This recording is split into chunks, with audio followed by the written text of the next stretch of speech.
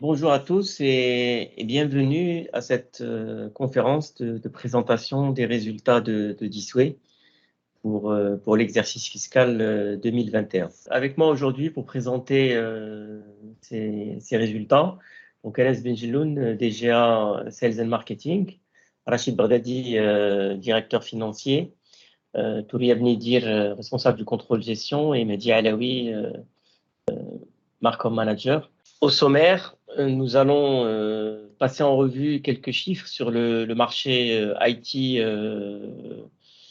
aussi bien Maroc, Tunisie qu'international.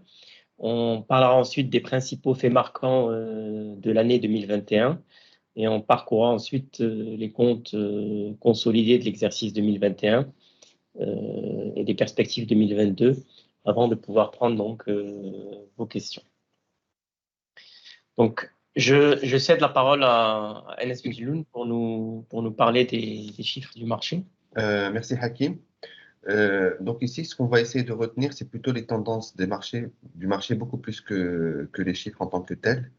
Ce que vous avez sous les yeux, ce sont les chiffres IDC, qui est un organisme indépendant et qui est censé refléter les shipments, donc les machines qui sont facturées, les unités qui sont facturées par le constructeur à destination d'un territoire donné.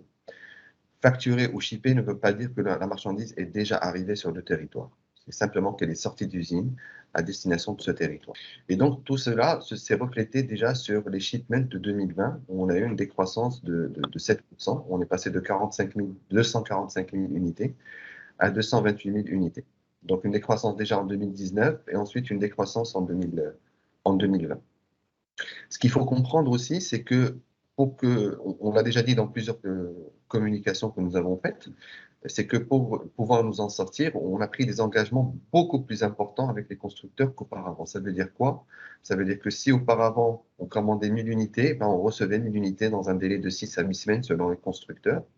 Mais maintenant, pour recevoir 1000 unités, ben pendant la période du Covid, pour recevoir 1000 unités, on devait s'engager sur des quantités beaucoup plus importantes, 4000, 5000, 6000 unités, en espérant pouvoir recevoir les unités. Et c'est la stratégie qu'ont adopté la majorité des constructeurs, c'est servir en priorité les territoires qui avaient les plus gros engagements.